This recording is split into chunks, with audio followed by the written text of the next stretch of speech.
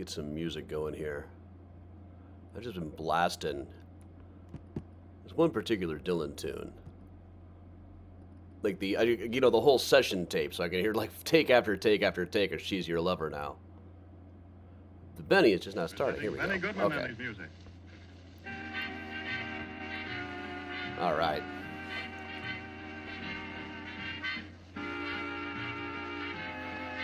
Hey, Heather.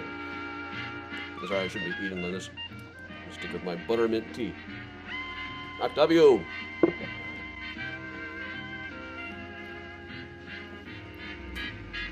Hey, Karen A. Martin. Morning, Larry. Mona.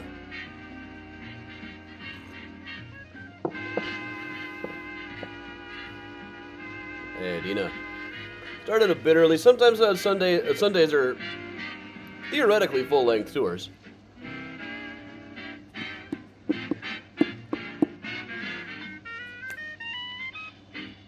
Benny Goodman, ladies and gentlemen, the man with the torrid clarinet and the even more torrid band who pervades hey, Heather, hey, Cindy. In the urban room of the Congress Thanks, Bob. in Chicago. And hey, Wendy. Hey, Todd. Very unusual. A little bit of an unusual route we took yesterday.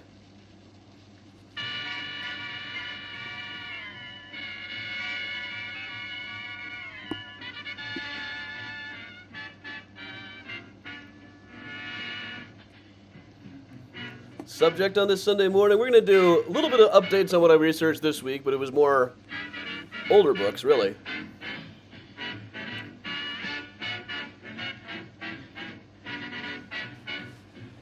Hey, Raymond, Laurie, Chris. Hey, Mom. Let's lock this down. There.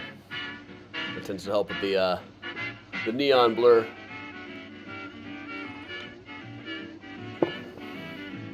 Hey, Gail.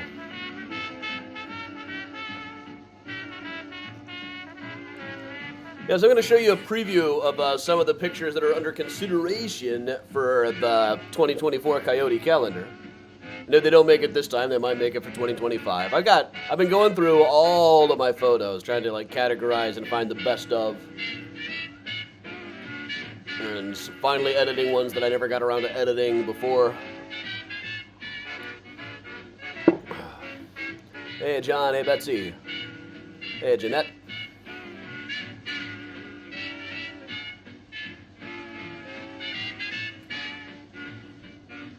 Yeah, I've been going through some editing software. So the Patreon, I might post some like remixed versions of older ones. Ones from like 3 years ago.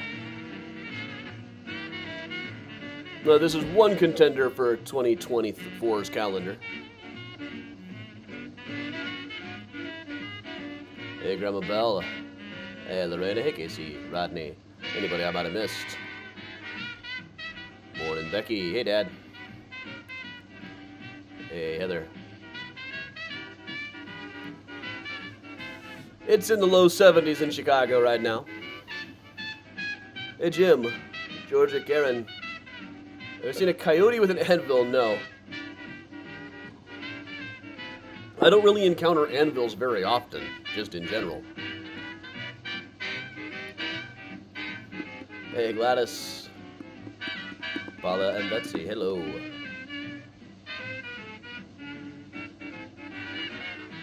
Hey, Jenny in Winchester. Jubal early drive, huh?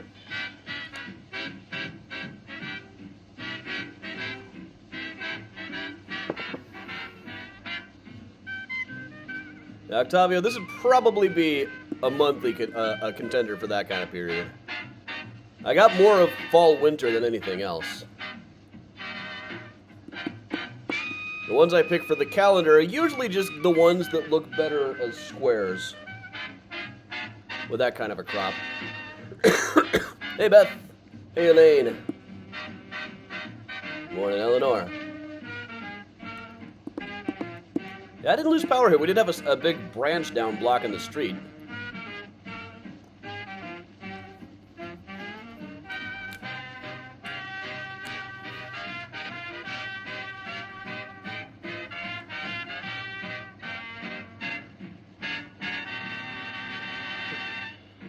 Susan Agave, hey, Marcia.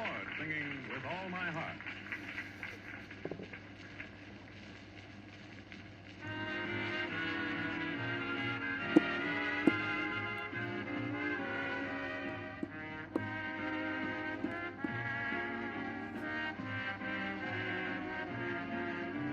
Hey, Diane.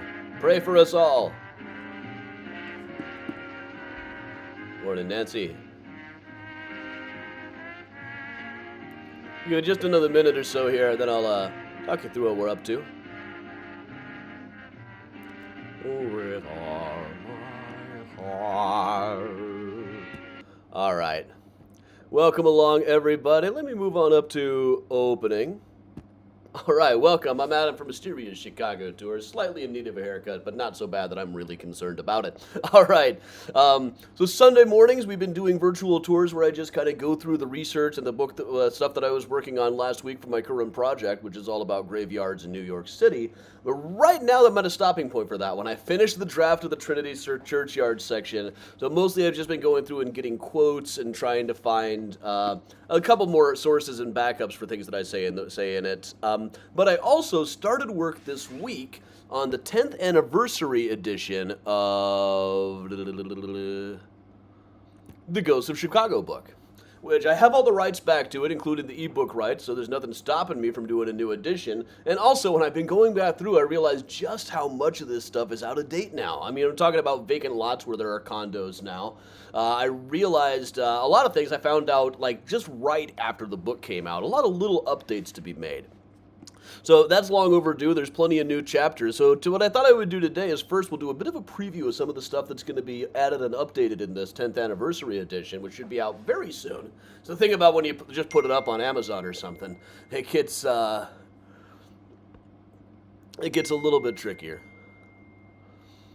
It gets a little bit fast. Sorry, I'm getting buzzes of things completely unrelated in other windows here. So... all right, so here's some of the updates. And once we do the updates, I'm going to show you guys a preview of several of the pictures that are up for consideration for the Coyote calendar. So, first of all, I will be doing a little bit of an update on St. James of the Sag Cemetery, which has long been rumored to be haunted. There are stories about the ground kind of breathing here. There are stories about monk ghosts floating up the hill, floating right through all of the tombstones as they go. I still haven't seen the police report that some people swear that they've seen, of seeing phantom monks go floating up the hill. Phantom monks are always good news, though. But over off to the side of this is the grave of Mary McMahon and her 3 husbands, who were once implied by the Tribune all to have been murdered. I need to look that one up a little bit more, but at the time of the last book, I had not found that grave. I did not have a photograph of that one. Now I do, so I can add that into this one.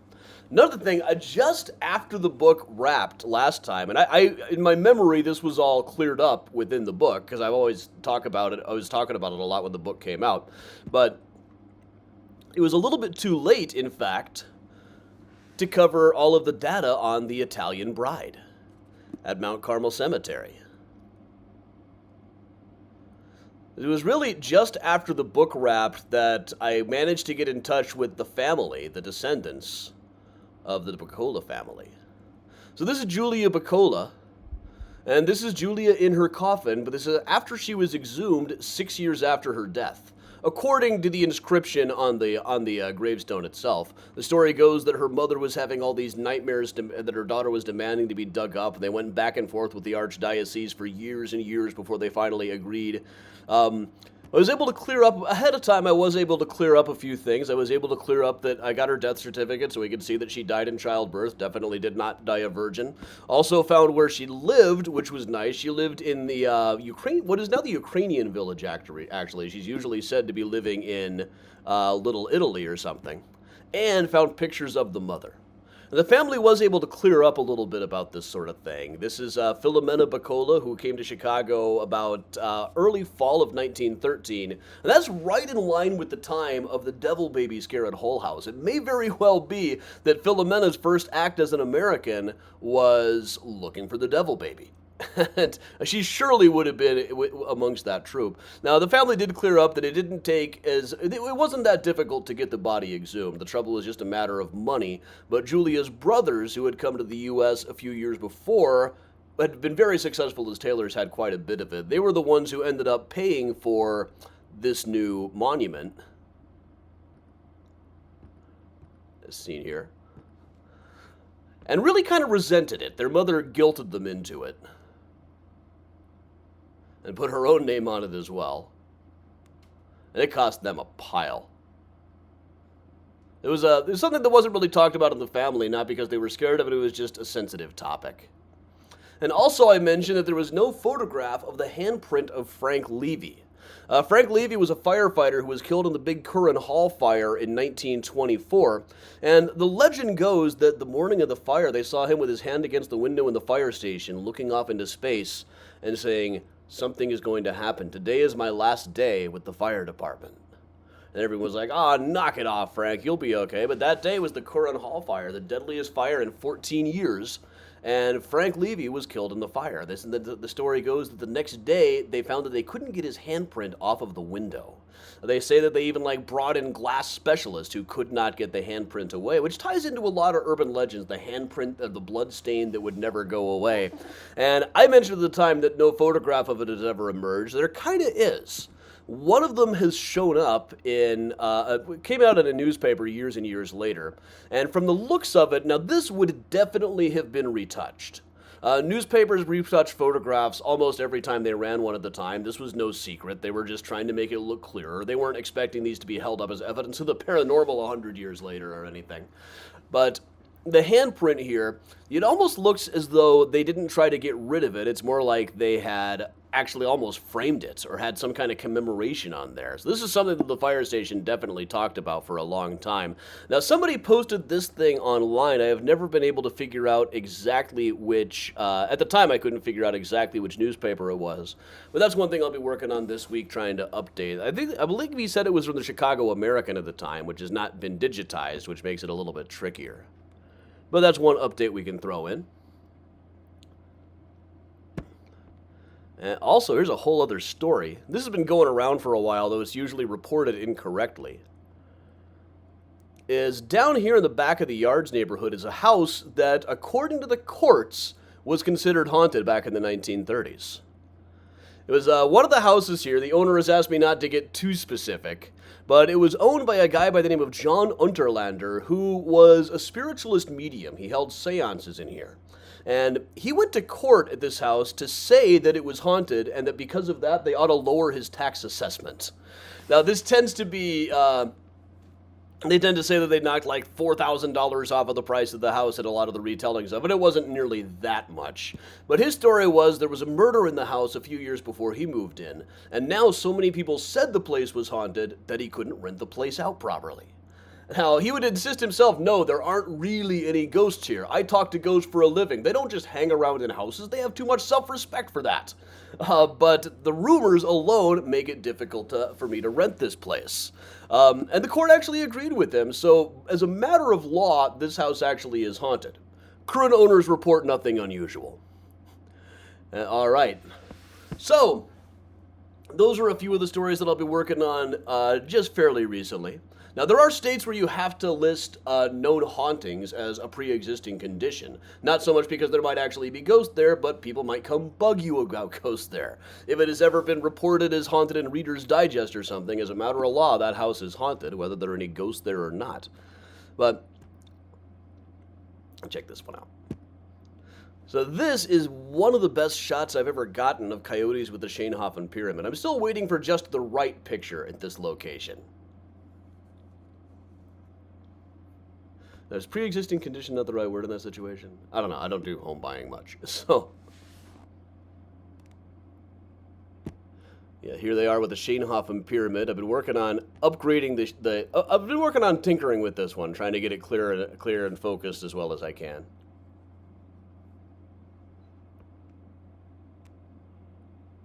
There's this other one. Here's a coyote hanging out by the Hollibird plot, which are in the Hollibird family of architects. This one is one of the very first coyote pictures that I got, but I've always liked this one. I love the look on this guy's face. Like they're up to something, you can tell. And this one, I'm remixing this one a little bit. That's one of the very first ones I ever did.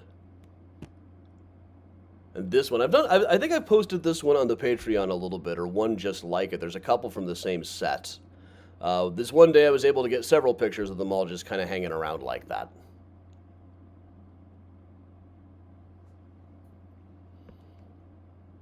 There's one of these that's going for the calendar. One of them is just more going to be for print, I think. One of them is a little bit wider. What determines that it might make a good calendar shot is just that it looks best when cropped to a square.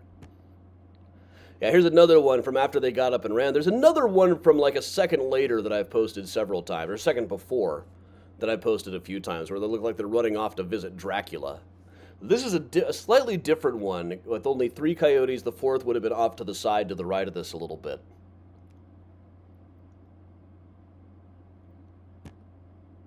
There's the one we've had up for a while, over by the monument to Tut Hill King. First white bronze statue in the cemetery, though it doesn't really look like white bronze. Usually white bronze has more of a bluish tint. So Inez would be right near here as well. You just can't quite see her in this shot. This one, I'm really enamored of this one personally, just because I love the way that the tombstones behind it line up.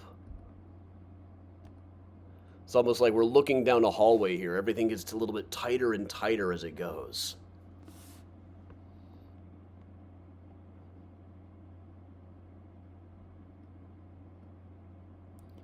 This one is another one where it just kind of seems like a pile. I think it's kind of King of the Mountain one. I love it when I get a shot of them standing on the gravestones.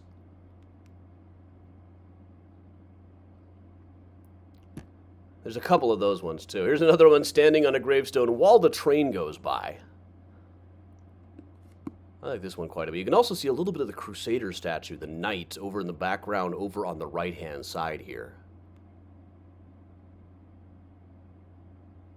With the red line going on in the background. The ones with the train going by are always hits. This is also from one of the very first batches that I got with the Crusader statue. I probably won't have both this one and the last one in the same set, in the same calendar. But this is one of my early favorites. I used this in a lot of advertising around the time that we first got started, really. This one, I might have used this one in last year's calendar. I don't remember for sure. I'll double check all of that, obviously. There's one that I always like but could never get quite right. There's something about messing with the saturation with it that helps a lot, but then suddenly makes it worse.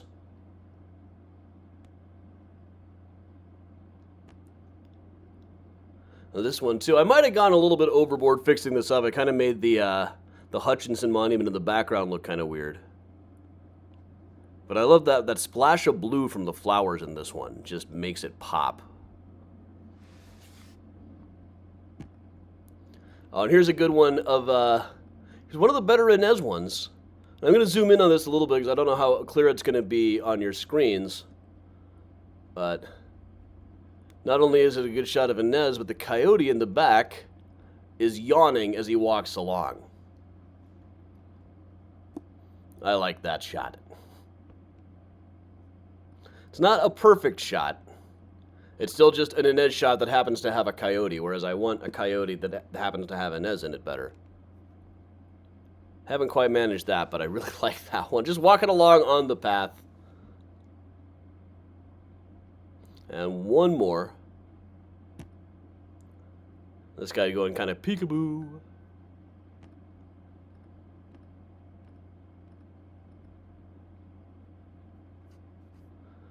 So I always do enjoy these ones where it looks like they're smiling. I'll zoom on this one a bit. I know I posted this one on the Patreon before. I'm pretty sure I have. I'm trying to exactly match his head shape till here.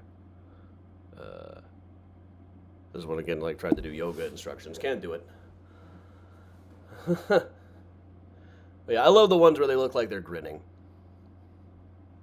Yeah, if I could get one with underpants and frozen jeans, that would in fact probably be the trifecta. I'll work on that. All right.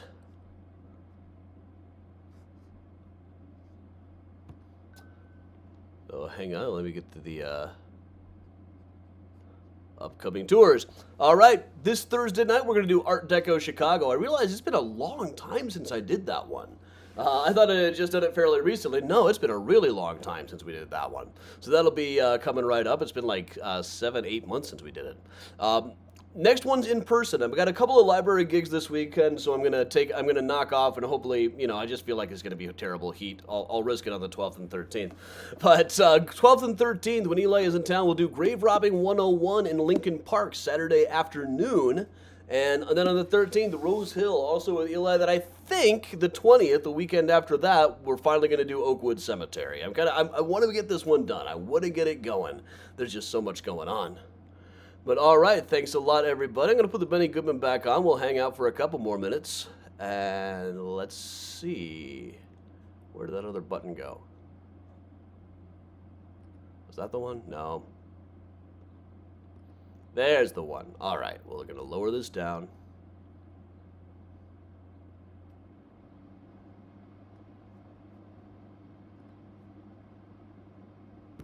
There's Benny.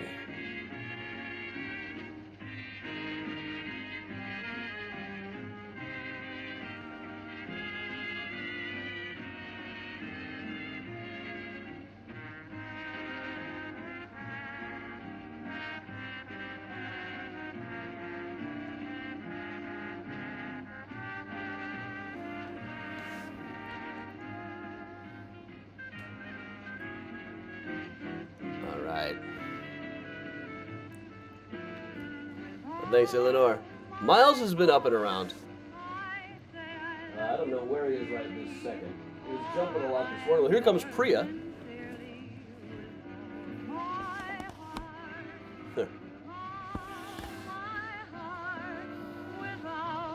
So those are some of the pictures that are under consideration for the next Coyote calendar. Yeah, I heard about Patty Nyrink yesterday. That's a shame.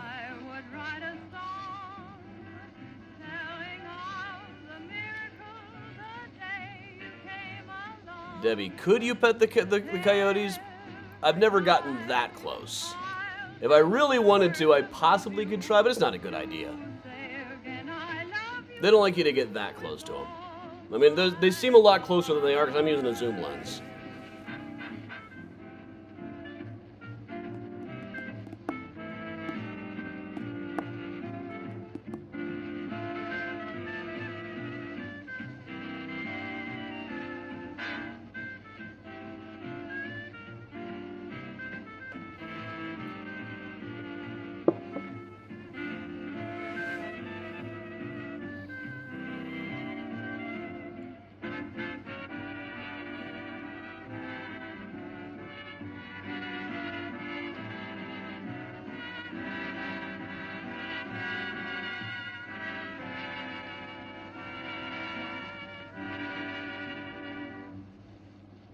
Goodman goes way back and gets a lot of rhythm out of Walk, Jenny, Walk.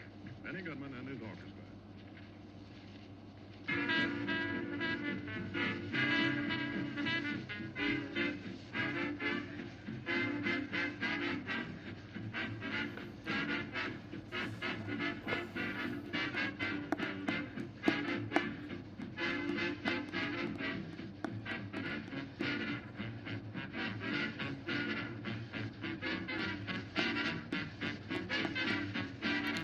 Carol, I changed out of the leather pants before the tour. I chickened out on that and changed into shorts. Ended up very glad that I did. How do they look now? Kind of my tough guy clothes.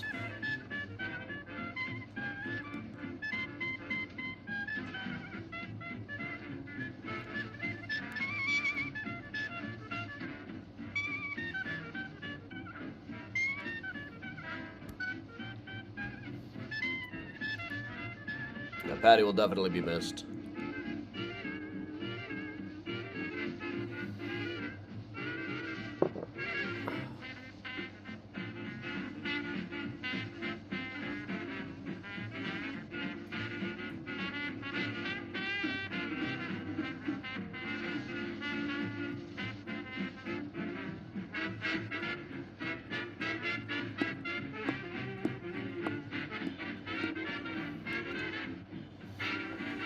Rebecca, I would have to join a whole different gang than those guys, the Sharks and the Jets. clearly I don't think the Sharks would want me, and I think the Jets are kind of jerks, so.